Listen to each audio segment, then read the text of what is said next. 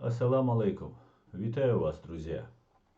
Вчера, 14 апреля 2022 года, средства массовой пропаганды России сообщили нам, что в Брянской области, в поселке городского типа Климово, вооруженные силы Украины обстреляли жилые дома. И в связи с этим я хотел бы сделать обращение. Но для того, чтобы понять, что произошло, нам нужно вернуться на 13 лет назад. То есть в момент восхождения, захвата бандой ФСБ, группой Патрушев, Путин, Шойгу и другими власти в Российской Федерации. В 1999 году очень много террористических актов прокатилось по России, также и в 1998 году. И эти террористические акты были совершены бандой ФСБ под контролем, по их непосредственным участием. И мы узнали о том, что за этими взрывами, за террором против своего собственного населения в Российской Федерации стоит банда ФСБ 23 сентября 1999 года, когда Николай Патрушев, директор ФСБ, на тот момент сообщил о том, что днем ранее найденные мешки в подвале Рязанского дома при попытке подрыва 5-го уже жилого дома была не взрывчатка, а мешки с сахаром. И задержанные сотрудники ФСБ проводили учения. И с тех пор эти взрывы засекречены, эти террористические акты, которые приписали Басаеву, чеченскому генералу, были засекречены на 75 лет. Это единственная диверсионная акция или террористический акт, приписываемый Шамилю Басаеву, который российские власти засекретили на 75 лет. 4 сентября, как известно, произошел первый взрыв дома в Буйнакске, где погибло 64 человека. 9 сентября был взорван жилой дом на улице Гурьянова. 13 сентября произошел взрыв дома на Каширском шоссе. 16 сентября был взорван жилой дом в Волгодонске. 22 сентября в подвале Рязанского дома были найдены мешки со взрывчаткой, и экспертиза показала, что это гексоген. На второй день, 23 сентября, были задержаны сотрудники ФСБ, которые закладывали эту взрывчатку. И в тот же день директор ФСБ Патрушев сообщил нам, что это были учения, и это был сахар, и не было никакой взрывчатки. И теперь давайте вернемся к обстрелу в Брянской области. Итак,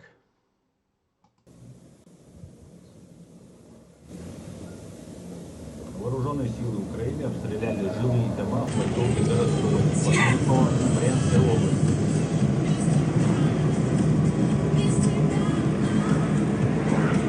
По предварительным данным, удар был нанесен из ракетных реактивных систем залпового огня «Град».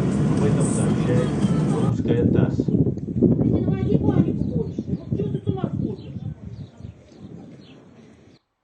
На место воинскую часть прилетела. Следователи, криминалисты, следственного управления, следственного комитета. Значит, это не в части, да? Нет, ты что, это мирное. Вот это гражданские машины, просто люди пересекали границу. По данным Минздрава России, ранены 7 человек, включая беременную женщину и 2-летнего ребенка. Вот что осталось от машин. Вот так вот. Вот такие вот. Вот такими вот осколками били. Вот она. В Брянской области введен желтый высокий уровень террористической опасности. Мне, как чеченцу, это говорит о многом. 20-го калибра залупа прилетала. Вот тоже павильон разбит. Это вот, пожалуйста. Люди Люди чудом просто живы все остались. Просто чудом. Крыша вон вся как решето. Просто как решето.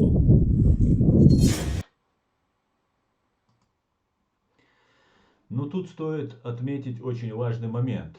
Российский чиновник Рамзан Кадыров, враг чеченского народа, убийца чеченцев, массовый убийца чеченцев, садист, который принес очень много горя чеченскому народу.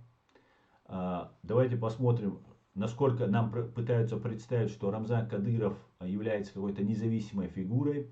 В том числе это делают так называемые либеральные российские оппозиционеры, которые по факту являются симулякрами ФСБ. И у них идет передел за власть.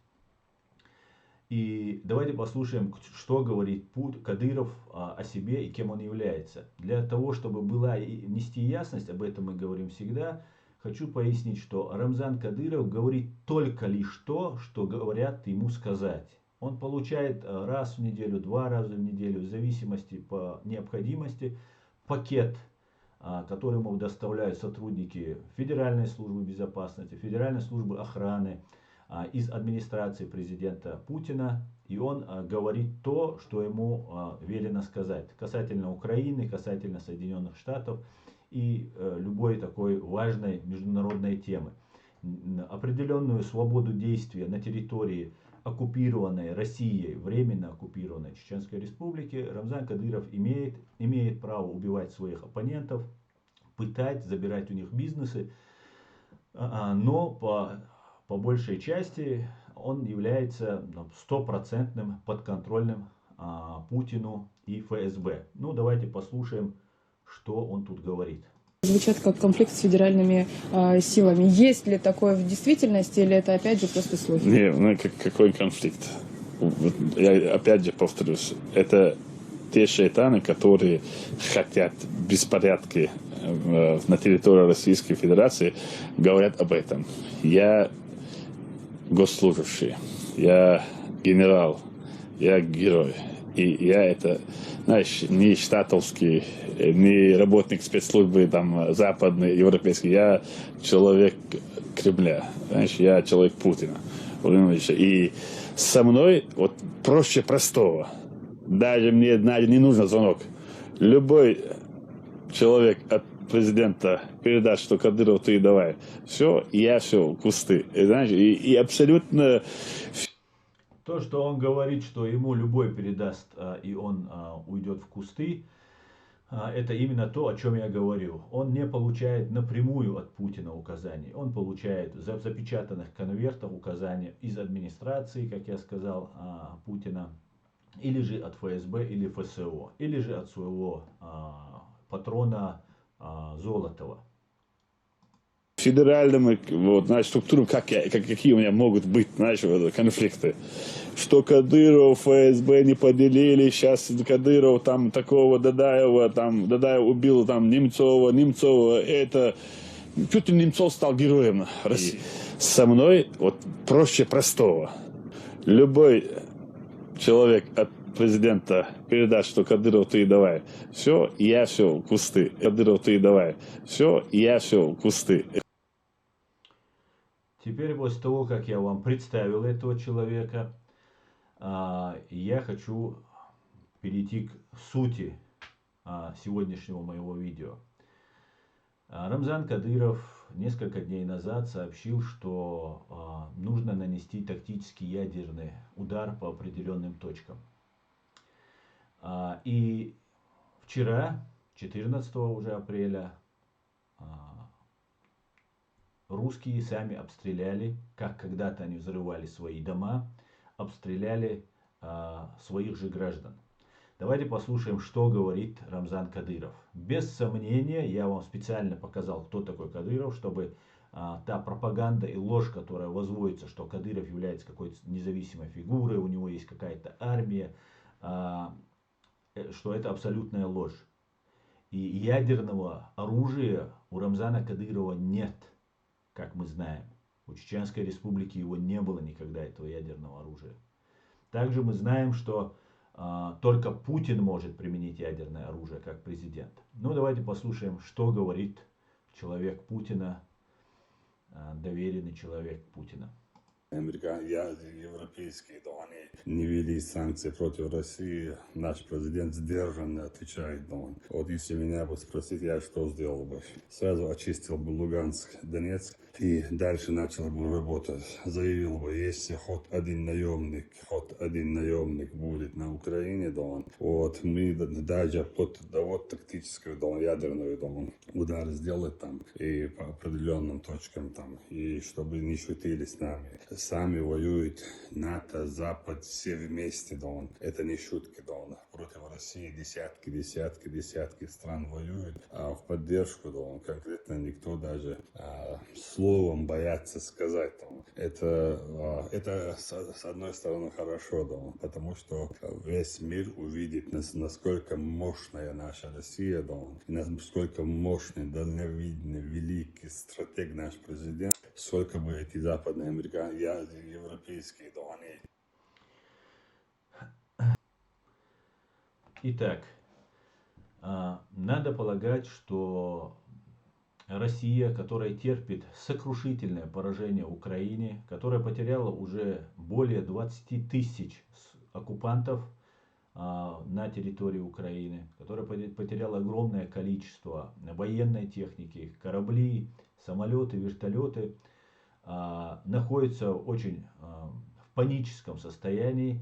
И сейчас, после того, как они сами обстреляли свой город, свои населенные пункты, они собираются применить ядерное оружие. А теперь давайте послушаем разговор военнослужащего со своей супругой. Сейчас этот фрагмент послушаем. Тут это самое, сказали, что это 7 жертв, 7 пострадавших все-таки есть вот по этой бомбе Климова. Снаряд, который упал. Да. А? Это наши херачат. А зачем наши? Ну, так надо. Потому что, тут поговорили, короче, может, там все очищено, так получится, что они херачат, не знаю. Да. Типа, так делают из-за того, что, что хохлы провоцируют, и вот поэтому нападают. Да. Ну, я поняла. Ну, хотя это уже как-то легче от этого даже, как-то, что, не знаю, как-то легче. Мы с начальником поговорили, они сказали, типа, это так и есть. Угу. Такая же херня была и в чеченскую войну. Угу. Квартиры взрывали, типа, в Москве, типа, что это террористы, на самом деле это ФСБшники. Угу. Вот так. Просто никак они не могли отстреливать с такого расстояния до Климова. Я тоже думаю, что это расстояние огромное. Только не вздумайте никуда валить, Тёма. А у нас пехоты нету, никого нету. Мы одни остались. Из всего полка. На чем вы поедете? Мы в дивизию приедем, напишем рапорт, что мы отказываемся дальше проходить. Вот это обязанность. Ну, а что, все равно же придется служить потом? Ну да. Просто и что вам за это будет? Ну, отношения будут хреновые. Будут считать трудными, а нахрен это надо. Что сотрут, лычки? Нет, просто будут, хреново, типа, скажут, так сделали. А как дезертирство это не будут считать? Нет. Как вы видите, русской женщине, во-первых, военнослужащий, который обязан защищать своих же граждан, прекрасно понимает, что и в Чечне было то же самое, и сейчас то же самое, и расстояние до Брянской области, того места, куда ударили ракетами, большое, далековато, да, чтобы долетело. Но русской женщине от этого легче, что ее убивают свои. Это очень ужасно, это у меня в голове никак не укладывается. Легче, если это так можно сказать, когда убивает чужой, а не свой, который обязан тебя защищать. Тот, который давал присягу, получает зарплату, который должен по долгу службы защищать тебя, ведь ты находишься полностью в его власти. Но вот с такими людьми мы имеем дело. И сейчас это не нужно для казуса Белли, повода к войне. Повод есть, война идет, очень много уже убитых русских оккупантов на территории самой Украины.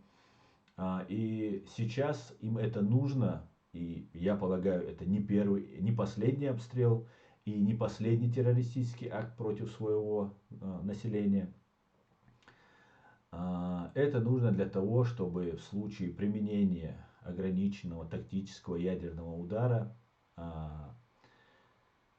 можно было как-то объяснить своему народу и поднять этот народ, потому что грядут большие глобальные просто потрясения для российского общества, да и Украины, да и всего мира в целом.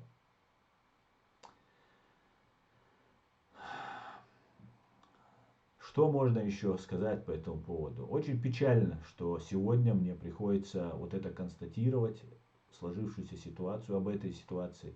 Наши президенты, чеченский народ, много лет истекая кровью, кричал всему миру. Нас оставили в заложниках, нас отдали на съедение вот этим людям, людям, которым легче от того, что их убивают свои, и им приятно убивать нас. Фактически чеченский народ, потеряв 30% от своего народа, от числа своих граждан, среди которых 42 тысячи детей, десятки тысяч незаконно осуждены на длительные сроки, оказался в заложниках. Оказался в заложниках у людоеда. И сейчас я констатирую, к большому сожалению, что вскормленный всем миром, Европой, Западом, да и всем миром в целом, ну и в первую очередь самими русскими, которые ничего не сделали, даже когда взрывали и убивали. Ведь вот этот военнослужащий знает, что это то же самое, взрывали квартиры перед началом войны в Чечне. В Москве, он говорит, ну и в других городах тоже. Вот с такими людьми мы имеем дело.